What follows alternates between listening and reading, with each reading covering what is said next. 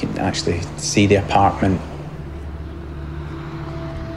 It didn't feel that different to dining out the back garden.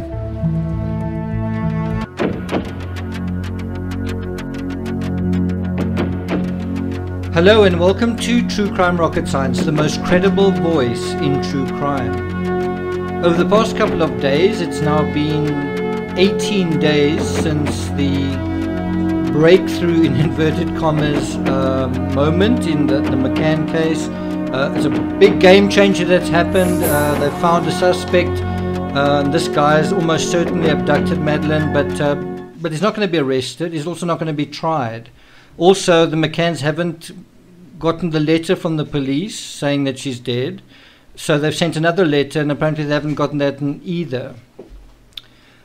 I do think for those of us who have some expertise on this case, that we need to move beyond griping about the absurdity, the absurd coverage of the mainstream media, and also the absurd narrative. I think we've got to go a little bit beyond that. So that's what I'm going to do in this episode.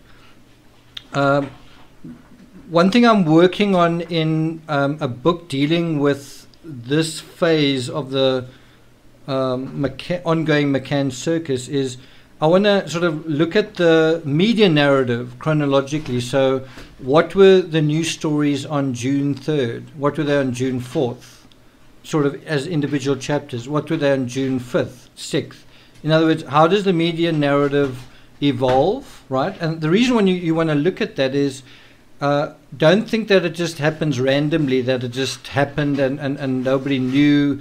There were meetings before the release of this information. I'm talking about meetings with the McCanns and several police agencies.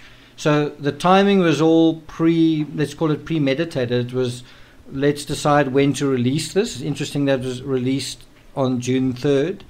And contextually, the other aspects to consider, such as the coronavirus and the fact that the McCanns are doctors.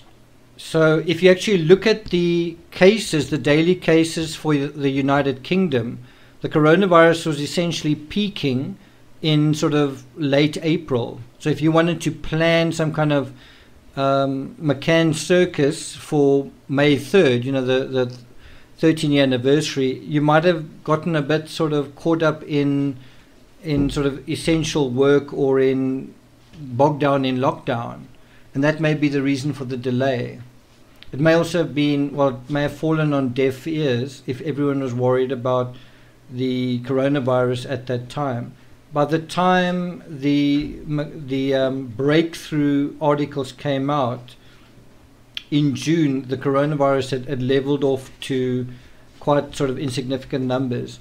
By the way, if you're hearing a lot of scrabbling and scuffling in the background, it's just a little puppy that is coming out of his lethargy for the day. He's already gone for a walk, but looks like he's going to need another one quite soon. So if you hear sort of annoying scratches and scuffles, it's not me, it's the schnauzering around in the background. So in my book dealing with this, called Beach of Light, which will come out probably early July, I'm just going to review the media narrative dealing with this phase, just looking at how it evolves and looking at how it's constructed. Now, you can do the same with how the media narrative evolved following Madeleine's disappearance, how the abduction thing kind of was inserted and how everything went a certain way. When you have PR involved, media doesn't just happen. Media is media by design. Media is channeled and shaped, and it flows according to a certain momentum.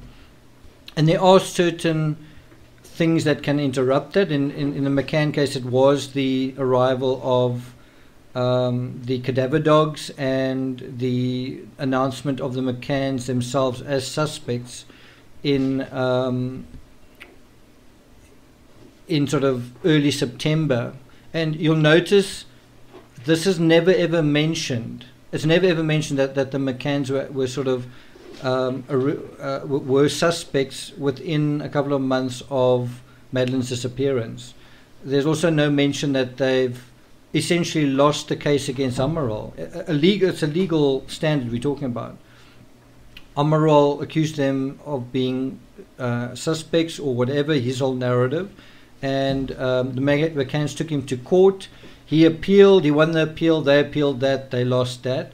And while all of this is going on, the case has then gone to the European Court of Human Rights, and I can tell you now, if if that case was heard and the McCanns won, that would be world news. Everyone would be hearing about the fact that the McCanns, the McCanns triumphed. The McCanns have won through, whatever. And instead, you hear nothing about that court case. There's not a peep about it. And instead, there's all this bluster about some arbitrary German paedophile who the evidence is so compelling that there won't even be a trial, and he's actually going to be released from jail. That's the joke. And you actually have serious journalists and serious publications that write this shit. I mean, are these people educated? Are these people intelligent? All I can say is that they seem to just have no expertise on the Madeleine McCann case. All they've done is they've seen other media coverage of it. They haven't studied up on it, or if they have, it's like a glossing over study of, I don't know, watching Netflix. Maybe that's how they studied it. So in this episode, what I want to do is I want to take one particular article which basically does a recap of the last couple of days. So I'm not going to do like a whole narrative in one episode. I might do an audio book that does that, but on Patreon. But what I do want to do is just that's why I said we need to go beyond the thing where we even jeer at the narrative. We need to go a little bit deeper and say, who are the people doing this, and where is it all going? What is the bigger picture? What is it all in aid of? What is the end game? That's kind of what we need to look at.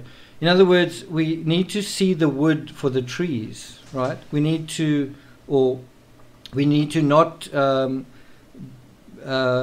get so bogged down in the details that we don't see the woods. You know, what is actually going on? Where is this going? So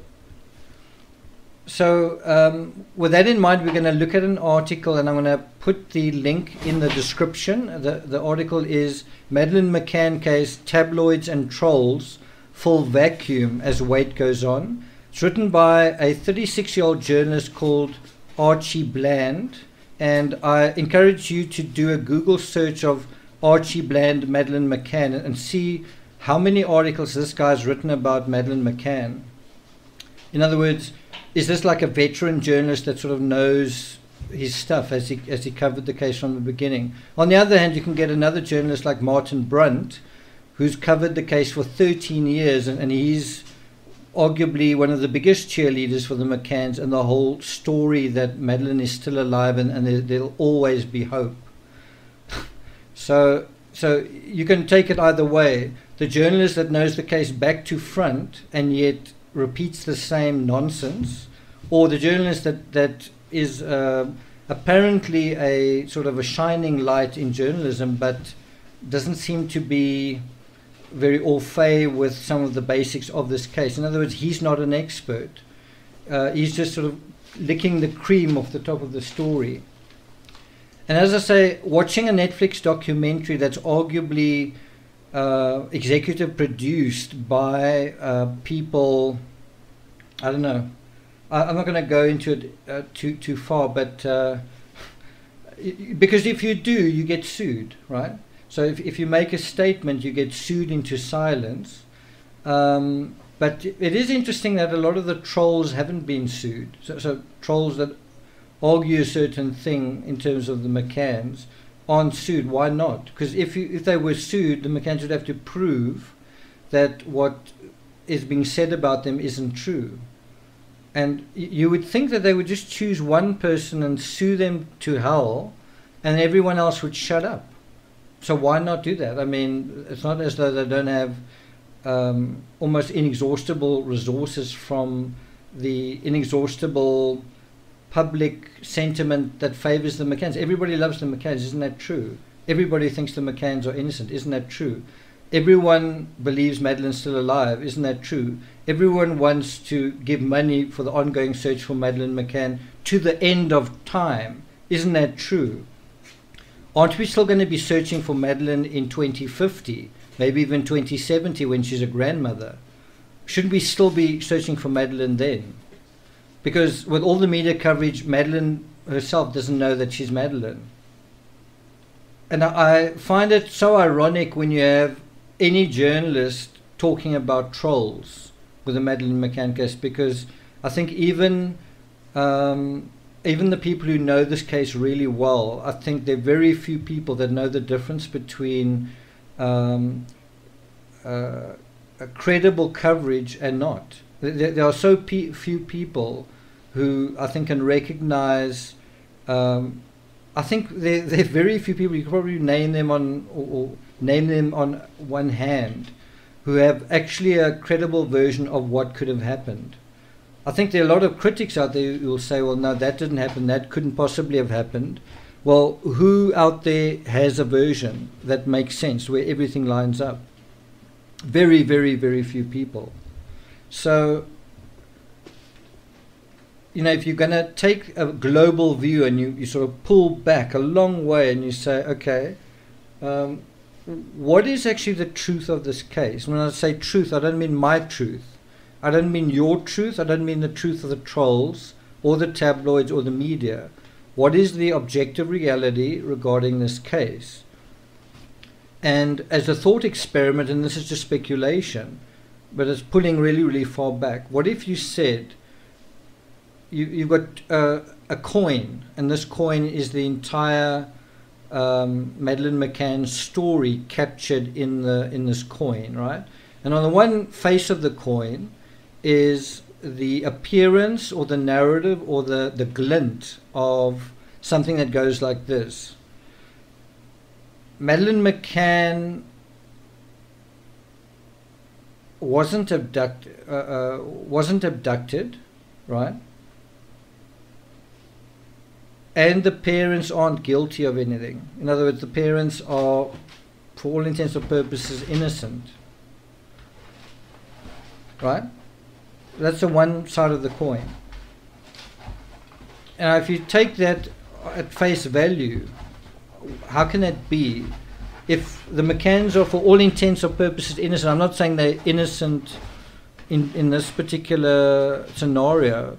I'm not saying they're innocent completely, just basically innocent, but she was also not abducted. Then how can that be? And I think there is a way that that's possible. I'm not going to go into too much detail, but if Madeleine wasn't abducted and she nevertheless disappeared, then how did that happen? Also, if her parents are innocent and they've been fighting all along to defend themselves against what reasonable people would tend to believe if they knew what had really happened, right? So, but when I say for all intents and purposes innocent, I mean maybe if you'd been in the same situation, you would have done the same thing. In other words, it was somewhat reasonable what they did. Anyway, that's the one side of the coin. The other side of the coin is Madeleine was abducted, and the McCanns aren't innocent. And you can look at that side of the coin and say, well, could that mean that the McCanns were neglectful, and even the larger group of people, and that is a problem? And if you have a huge PR storm, that is going to challenge that narrative that they're neglectful. In other words, if you have a big PR storm saying what wonderful people they are and they're doctors and they're trying so hard to find her, well, how on earth could they be neglectful if they're trying so hard to find her? I'm just saying, think about that. But the other side of that is, if they are guilty of something and Madeleine was abducted, How does that work? And you could say, well, because of the neglect, she was abducted. So if you take the media narrative, and the media narrative is that the McCanns are completely innocent, right? And the trolls are that they're completely guilty. Also, the media narrative is that some weirdo pedophile abducted Madeleine, and the trolls say, no, a particular McCann parent was physically involved in the abduction and they're actually witnesses to that, blah, blah, blah. And you say, what if the media and the trolls are both wrong? Or what if both sides who are at cross purposes are both right? In other words, there's a case for innocence and there's a case for guilt. There's a case for there was no abduction and there was a kind of an abduction. Not a abduction of a living person, but a child carried through the streets nevertheless. Anyway, let's move on to Archie Bland's article. And as I say, you can Google Archie Bland, Madeleine McCann, and maybe I'm getting a weird algorithm, but when I Google it, I basically get, I get 5 pages of results. But then it sort of refers to, it's not just a bland, can you help us appeal? And what else? From June 5th, 2020, from The Sun, there's something about Katie's also dismissed as having, quote, an aura of blandness. Not quite what we're looking for, is it? Then there's, I think there's another one.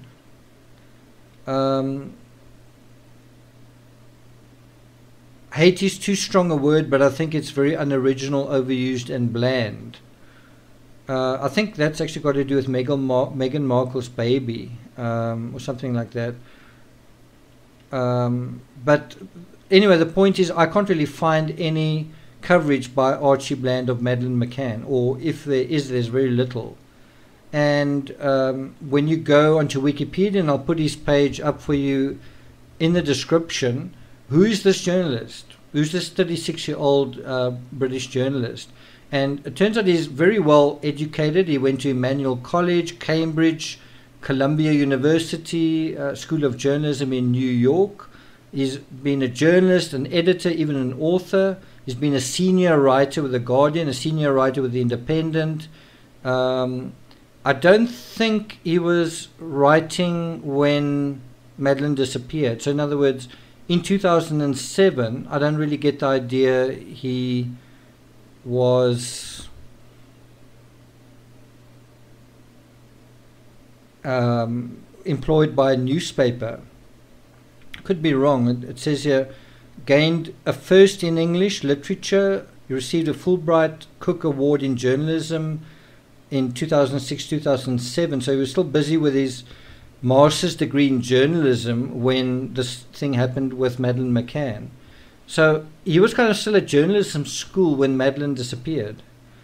It's not like he's been covering it since Madeleine disappeared. He's come to the party much, much later. Also, what's quite interesting is from quite a posh background, son of Sir Christopher Bland and Lady Bland, and half-brother of someone else who's supposed to be very important. And he worked as a graphics researcher, I think, and he was a foreign editor, and blah, blah, blah, and so on. But the thing is, should this guy be writing about Madeleine McCann? You might say, well, he's a really good journalist. But yes, but does he know about a complicated case like Madeleine McCann? I don't know. Well, let's look at his article. Let's look at the article that he wrote. And let's face it, this guy is very well educated, and one certainly can't say that he's an amateur. He's a professional journalist. He's got a great pedigree. And now let's look at the article he writes about Madeleine McCann. I've just chosen this one because it's recapping what has happened over the past 18 days. And I love the way with his headline, he talks about tabloids and trolls fill the vacuum as the weight goes on. So you'd ask, Archie, who are the trolls in this? Like, who do you say are the trolls? And I know what the answer is. The trolls are, first of all, anyone who you don't agree with, right? And in your wisdom, I'm assuming that you assume that the mainstream media narrative is correct, which is to say the newspapers you work for subscribe to the same thing. And since you work for them, you also subscribe to them. But you don't need to think about it because it's obvious. And so the trolls are anyone who disagrees with that. And so I guess, I mean, could we name the trolls? Is the troll Detective Amaral, the lead detective? Are trolls any people who have had an opposing view, such as those police officers who made the McCann suspects? Are the dogs, the cadaver dogs, are they trolls as well? What about people in America and Australia who don't have a horse in the race? They don't work for the media like you do. They don't work for the media. They're kind of independent people in other countries. And yet they've come up with interesting stories. There's a journalist in Australia who made a podcast. It was a best-selling podcast. And that's not even referred to. It's just like ignored. It's just, we're not even going to acknowledge that that actually happened. Archie's that guy also a troll? If so, couldn't you like go on to sort of have a discussion and explain your superior knowledge and why he's a troll, bearing in mind this guy has researched the case really, really well. And from what it appears, I don't know if you have. Maybe you have. I mean, if you have, you should have the right of reply and then make that case. But based on a cursory search, it doesn't look like that's the case. So how can you come on to the mainstream media calling people trolls? I'm just responding to that accusation. And I'm saying, can you credibly make that accusation just based on repeating and recycling what other people have been saying about who are trolls? And in terms of the legal standing that you may have the backing of the media. In other words, you may have the sort of raucous cacophony of the media cheerleading the version that you're giving. But would you be prepared to go to court to defend that? In other words, would you be prepared to go to Portugal and say, this is what happened. I want to take one of these trolls that is totally not telling the truth. Would you be prepared to take him to court? In Portugal, you're a British journalist talking about a case that happened in Portugal. Would you be prepared to follow the route that the McCanns took and lost? And yet you're still supporting ostensibly their narrative.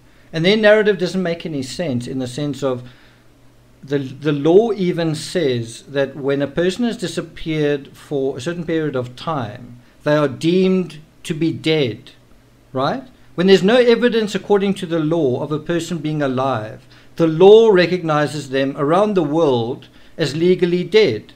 And here you have people who are doubling the time that this person has. There's not been any evidence of this person being alive. And somebody's saying, I think I saw Madeleine in Poland or in Australia or in Argentina. That is not evidence of someone being alive. Evidence of someone being alive is forensic evidence of someone being alive. So with no actual evidence of someone being alive for 13 years, which is about double the legal standard, and yet you have the mainstream saying, no, it makes complete sense that she is still alive. Who is defying reality here? In Archie Bland's article, he talks about there's no further clarity but much slander and speculation. Clarity about what? No further clarity about the latest suspect in... How many suspects have there been now? And every suspect has been a breakthrough, hasn't it? Tanner Man was the breakthrough right in the beginning. 5 years later, Tanner Man's a completely bogus breakthrough. I also love the way, it's this month they've identified a new prime suspect. When you say identified a new prime suspect, are you saying it's the first time a prime suspect has been identified? Or is it a new prime suspect? There was previously that person was the prime suspect. And then before that, that person was the prime suspect. And before that, that person was the prime suspect, all the way back to Robert Murat. How many prime suspects are you going to have? What's really amazing is you have this breakthrough, this real bombshell in Germany as he describes it. And then he says, a fortnight later, the clarity that the McCann family have sought has yet to be found. Now, you think about the McCanns stepping in front of the Ocean Club that night on May 4th, so the day after, and talking about, Madeleine wants to be reunited with her mummy and her daddy, right? And this appeal to people to come forward. 13 years later, there's this huge breakthrough. Why don't we see the McCanns? Why don't they step out and say, this is what we think about this, blah, blah, blah, but there's just absolutely there's no appearance this time. Why not? This journalist is saying, while they are so desperately looking for clarity, why don't the family themselves provide clarity? And I love the way the Robin Swan, the co-author with Anthony Summers, who's of course the proponents of the Netflix documentary. So somebody thinking, I'm going to write an article about Madeleine McCann, I'm sure it'll be popular. Who should I interview? Well, who are those guys in the Netflix documentary? I think I'll call them. And I don't think this particular writer is aware of this. I don't think very many people are aware of this, but I'm aware of it. The book that they wrote was the worst reviewed book at the time the Netflix documentary came out on Madeleine McCann. Of the main suspect books, in terms of the well-known books written about Madeleine McCann, the worst reviewed book was their book. And obviously after the Netflix documentary, suddenly their book has had a resurgence in popularity. It's not only been more popular, it's been well reviewed. Well, of course it would be well reviewed if it's kind of like stroking your own tail feathers kind of thing. I mean, what's in the Netflix documentary is in the book. What's in the book is in the Netflix documentary. And yeah, you've got a £20 million documentary. And it's all about the paedophile abduction. And I've dealt with the one-sidedness, the biased Netflix documentary on Crime Rocket. I've dealt with it, and it's very clear that it's pro-McCann. It's very, in terms of the content, it's very clear that it's pro-McCann. What's very interesting is the McCanns washed their hands from it and said, we won't have nothing to do with it, we don't want it to interfere with the investigation. Really? Why would you want it to not interfere with the investigation if it is cheerleading the narrative that you guys have been cheerleading, which is the paedophile abductor, which exonerates them? Why, when the series ends off saying there's always hope and keep hope alive, blah, blah, blah, which is what the McCanns have always been saying, why would you say, well, no, I don't really support this? Because wouldn't it seem a bit strange if you did support it in the middle of a court case at the European Court of Human Rights?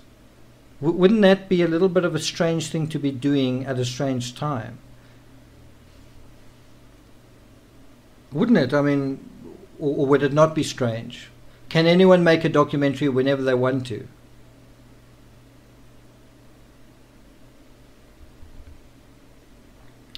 And then you have someone else that Bland quotes saying something about they're keeping their cards very close to their chests. And he says, my sense is that there has not yet been a major breakthrough. Oh, so what is it? A breakthrough or not a major breakthrough? A prime suspect or not a prime suspect? Somebody who did something or somebody who said he did something? I actually had a conversation with a policeman just the other day, and I said, I told him about what had happened, and I said, do you think that this particular guy, Christian Bruckner, and what's very interesting in the British media is some people don't even refer to him by his name. It's like, oh, we're not allowed to mention his name. So is Christian B, or the German who we're not allowed to refer to, he who should not be named, right? And then others just do refer to him. It's so silly. Anyway, so I asked this policeman, and I said, do you think it's possible that, first of all, the guy didn't commit this crime, and somebody went to him and said, bear in mind that he's about to come out of jail in a couple of months. Someone went to him and said, would you mind if we do this, if we take your name and your story, and but then you may not oppose it, and we'll give you this in exchange for your cooperation. Just be silent, just sort of consent to what we're going to do, and we will, I don't know, we'll give you some prison benefits, or we will give you a lot of money, or whatever.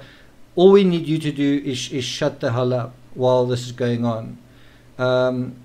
Would you be prepared to do that? In other words, do you mind if we make you the fall guy? And then he would say, what do I get for it? I mean, you're gonna take my name through the mud. I'm just saying that's what I presented to the policeman, and he didn't seem surprised at all. This is a South African policeman. He didn't seem like it was a strange idea at all. And cops and prosecutors make deals with criminals all the time. In exchange for information, or in exchange for whatever, they get little perks in jail or special treatment or whatever, and there's little dirty deals under the table. So when I mentioned this to the policeman, he wasn't surprised at all. So has that happened here? And if that has happened, then what is an article like this doing except just reinforcing the whole game, the whole charade? Because you know what a decent journalist would do in the situation? They would go and speak to Christian Bruckner. And if they can't speak to Christian Bruckner, go and speak to his family. If they can't speak to his family, find somebody who knows him. And what do they say about the whole circus? And sorry, it doesn't count if you say, he said, I abducted Madeleine. That's not that's not going to cut it. That's not going to cut it. If you find someone who saw him walking into the McCann's apartment, that's a little bit better. If you can find someone who was driving around Praia de Luz on the night of May 3rd, that's a little bit better. You can find someone who found a piece of Madeleine's clothing, that's a little bit better. It's still hearsay. I mean, you need real evidence. But where's something a bit substantial that's going to take you somewhere? Otherwise, it's just, I hate to use the word smoke and mirrors. It's actually just the media shoveling shit. To Archie Bland's credit, he refers to the circus. Now, what kind of circus are we talking about? Is it the circus of trolls who are, people just disagreeing, or is the circus manufactured by the McCanns themselves? Because in Praia de Luz, they talk about stop the McCann circus, not stop the troll circus. Stop this whole circus around a search for a child that is no longer running around Portugal. And what is so interesting when you research Madeleine's story is, with a lot of abductions of children, their bodies are right there. Their bodies are really not far from where they were last seen. And it takes a special effort and a lot of time to transport, as you see in the Stork case, Gannon Stork, to transport them to another state or something. And the McCanns very quickly were talking about, we want to look for Madeleine in the rest of Europe. We want to look for her in Morocco. It's global. We don't want to look for her in Portugal. We want to look for her everywhere else. But we do want to base ourselves in Portugal. But maybe she's in Rome. Maybe she's in Morocco. Maybe she's in Germany. Maybe she's in the Netherlands. She doesn't seem to be in the UK, funnily enough. Maybe she's in Australia.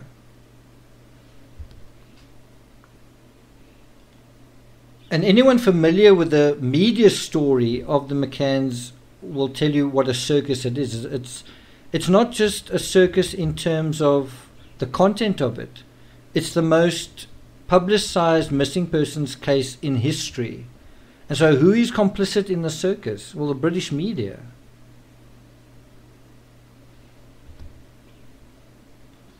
And so I don't know how you can have the British media talking about trolls. This guy Archie Bland, he's gotten hold of some really great experts like John Sinnott. If you say his name really quickly, it's like Snot.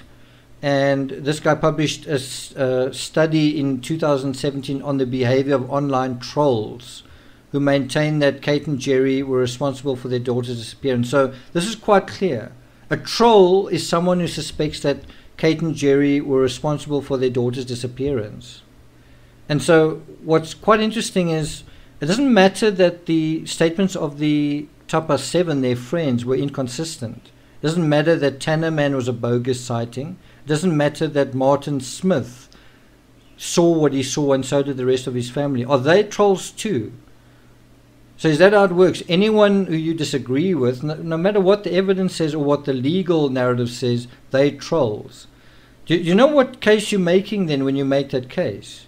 You're making the case that I am fake news. You're making the case that what I'm telling you is just I'm beating the same drum somebody else beat it. I didn't find the information out for myself. And I'm not really interested in the facts. I'm just interested in a popularity contest.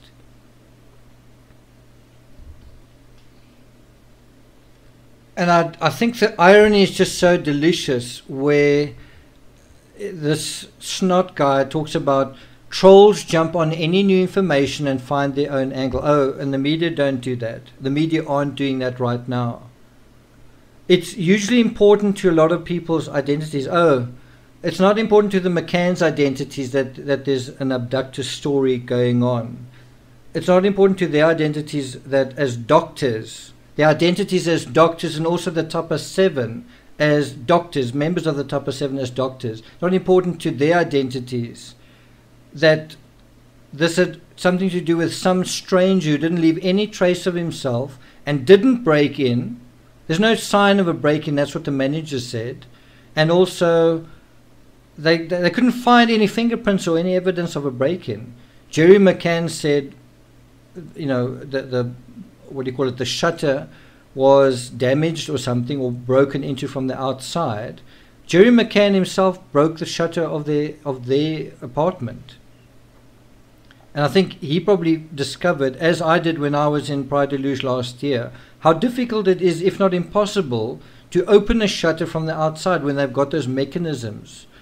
It's like got a kind of a belt that it's attached to, and it's easy to open a shutter from the inside using the belt. It's very difficult to do that from the outside, and it's very easy to break it if you do try to do that. Besides, it also makes a hell of a racket. And it's because it's so difficult opening it from the outside. When you do open it from the outside, it makes a heck of a racket with all of this kind of thing. And yet it's immediately someone from the outside came in through the window when they could have come in through the open door. The whole thing is just so ridiculous. And the Snot guy says they see new information and they find something in there that aligns with the existing critique and they regurgitate it. Isn't that what the media is doing here? You found an abductor. You've been regurgitating the whole thing with the Netflix documentary, the paedophile abduction story. The very next year, you've got your paedophile abductor.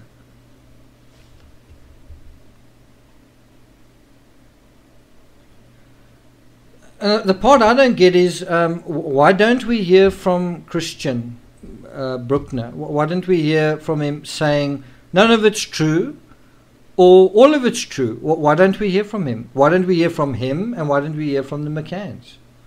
why don't the McCanns go and see Christian Bruckner? Wouldn't 99% of innocent people do that? I want to go and find the truth, so this is your prime suspect. Go and talk to him. No, we're not going to go and talk to him. Why not? You've written a book, you've appeared in countless documentaries, you appear in the media constantly. This is a 13-year search. Maybe you should just get it off your chest and go and speak to the prime suspect while he's in jail. But, the McCanns can't even receive a letter that's been sent to them, so maybe it is quite difficult to go and speak to him. This Archie Bland fellow talks about the news in other countries. Funnily enough, he doesn't seem to talk about what's happening in Britain. But anyway, he says in Germany, it's suspected that, it's like, we don't know. It's suspected that, we've got this breakthrough. We know who did something to Madeleine. We know absolutely that it's this guy. We just can't do anything because we don't know. Because it may not be admissible in court because of how it was obtained. Well, it could be that police are deliberately holding back information. Or they're not holding back information, they just don't have it. But they don't want to jeopardize the investigation. Oh, okay, so that's fine. So maybe we can have another 13 years of not jeopardizing an investigation by not asking questions, by not getting certainty. Let's take another 13 years to not jeopardize the investigation. I don't want to say anything because it might jeopardize the investigation. Because the investigation has been so successful. I mean, the Madeleine McCann case is the gold standard for how to investigate a missing persons case, which is why it was applied to the disappearance of Nora Quarren. And with a massive amount of media coverage, what a spectacular success that was in hunting her abductor and running off miles away from where she was eventually found to find pedophiles. Yeah, the Madeleine McCann case was really useful in that area, wasn't it? And who rushed into that case to provide their excellent expertise to the ignorant Malaysians? Who rushed into that? Who were the Madeleine McCann figureheads who rushed over to Malaysia, putting up their hands to say, listen to our British expertise, we know how to do this? And what is the end result of the Nora Quarren case? The end result of the Nora Quarren case is that the parents still believe that Nora was abducted. And you have the same thing. You have a window that was open, no fingerprints, no witnesses. In the autopsy, absolutely no evidence of sexual contact, nothing. And it seems like what's being disputed in that particular case is that poor Nora, starved to death. No, she didn't starve to death. She was abducted by a pedophile who forgot to be a pedophile, and he forgot to go to wherever he came from, because Nora was found really close to that hotel.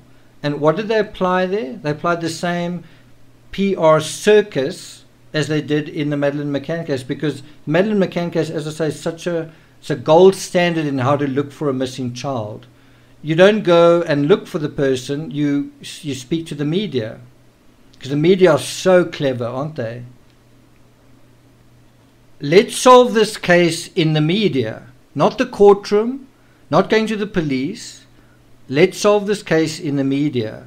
Let's say things like, there's always hope, and not actually go and talk to the person that everybody's talking about. I've said this quite a few times before. What kind of society, what kind of people think that it makes complete sense that a 3-year-old girl would be abducted by a pedophile? In other words, that's the most logical thing. I'm going to think about that first. I'm going to think first and foremost that a 3-year-old little girl is the most logical assumption to make when a 3-year-old disappears.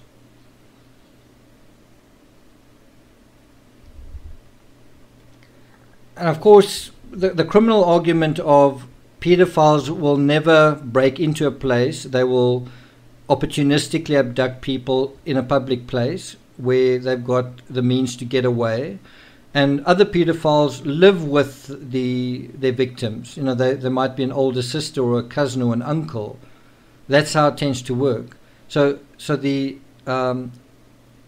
pedophile who's also a burglar or a break-in specialist or something, oh, so he's that as well. Oh, and he's a murderer. So he's a burglar, pedophile, murderer, kidnapper. What's quite funny in Archie Bland's article, and I'm going to end off here because we had about 45 minutes, he talks about the never landed on the moon level of trolling or people who will never believe anything. Yeah, well, I think the never landed on the moon level is also the pedophile narrative. That's what I think. I think when you've got a witness on the night that it happened, plus his family, plus him seeing something when the McCanns arrived back in England, and all of that is just pushed conveniently to the side. We're just not going to deal with that. We'll deal with the most outlandish stuff, but the stuff that we have multiple witnesses at the right time, we're just going to forget about that. When we've got an e-fit that's faceless and totally bogus, we'll spend 5 years on that. But when we've got multiple e-fits of the same person, we're just going to ignore that because it's, you know, doesn't sell newspapers. It's also going to be the end of the era of telling the McCann story, and that's I think a note to end off on is the Madeleine McCann story has been a gold mine for the media. And do you want that gold mine to stop? Do you want that cow to stop producing cash? Because you know how you're going to do that? Well, by saying Madeleine's dead. You know how you're going to do that? By resolving the case. And don't you rather want to sell newspapers than tell the truth? Let me say that again. Don't you rather want to sell newspapers and make money and have a job than tell the truth? Isn't that what this is all about? Isn't the Madeleine McCann case about spinning straw into gold? Isn't the Madeleine McCann case about, it's almost like taking a child's body that has been destroyed, that has been, what's the word, broken down. You know, what used to be a beautiful child running around in the sun, smiling, laughing at the swimming pool, who dies, and then that body gets ground to dust, and then someone comes after the fact and they spin that into gold, into money, through deceit, through recycling and regurgitating lies. And if you counter that narrative, then you're a troll. They're not trolls. You're a troll. And I've just got to say, I wonder in this era of coronavirus, where if you have this kind of thing going on in this time, this thing going on of people lying to each other on a massive scale and on an organized scale, how do you expect people to care about the truth or know the truth when there's so much lying? And if it's deliberate lying, that's one thing. What about telling lies but you don't know it because you're just recycling what somebody else said? What's that? Is that worse? What I find a bit strange with the McCann's response to all of this is that the candle, I almost called it the McCandle, the candle in Rothley is no longer burning. The candle that symbolizes hope, the candle that symbolizes Madeleine McCann, the candle that symbolizes Madeleine McCann's life, that's out, as far as I know, in Rothley. And so that seems to be a symbolic gesture or a signal to say we accept that, in other words, the McCann saying, we accept that Madeleine's no longer alive. And yet when you ask them, what do you think? Is Madeleine still alive? Can you make a statement? Well, they're not going to do that. When they're supposed to receive a letter, in other words, official notification that Madeleine's no longer alive, No, they can't receive the letter. That's quite difficult. It's quite difficult to get the letter. Well, let's send another letter. Oh, sorry, we couldn't get that one either.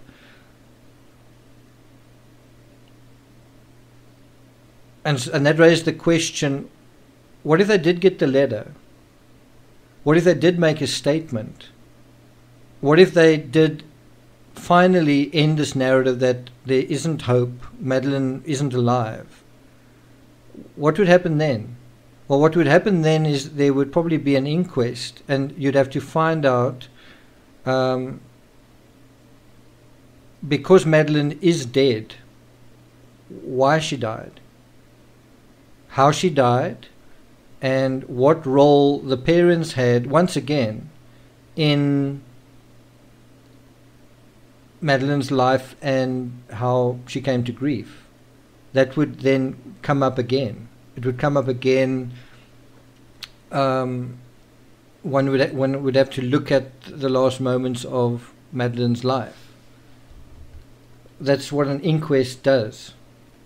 An inquest is a judicial inquiry to ascertain the facts relating to an incident. And do you think the McCanns want a legal investigation into this time, the official status that Madeleine is dead? Do you think they want that? Or do you think they want the official status to be that she's alive, but symbolically will accept that she's dead? An inquest is how you settle a matter of fact. And that would also happen. You would have a kind of a court procedure that would settle the matter of what happened to Madeleine legally. In America, inquests are usually conducted by coroners, and they are generally officials of a county or a city, and they're not trials but investigations, and depending on the state they could be quasi-judicial proceedings. In America, there's a necessity for having them. I'm not quite sure how the law works in the United Kingdom, but you do often have an inquest when it regards or concerns contentious deaths. You had that with the death of Dolores O'Riordan in a hotel room. That was a kind of unexplained death, and Madeleine McCann's death remains unexplained. Even if you're going to say this guy had something to do with it, but we can't prove it, it's still unexplained. Because where's her body? She's dead, but where's her body, and who did what, and why, and where, and when? There was also an inquest into Lady Diana's death. And so you would probably need to have something like that with Madeleine McCann. And shouldn't that happen? I don't think the McCanns want that to happen. I don't think her parents want that to happen. Is there another way it could happen, though? Is there another way that there could be an inquest? I'll leave that with you. Thank you for listening. If you haven't subscribed to the channel yet, please do like, share, leave a comment. And I'll see you guys next time.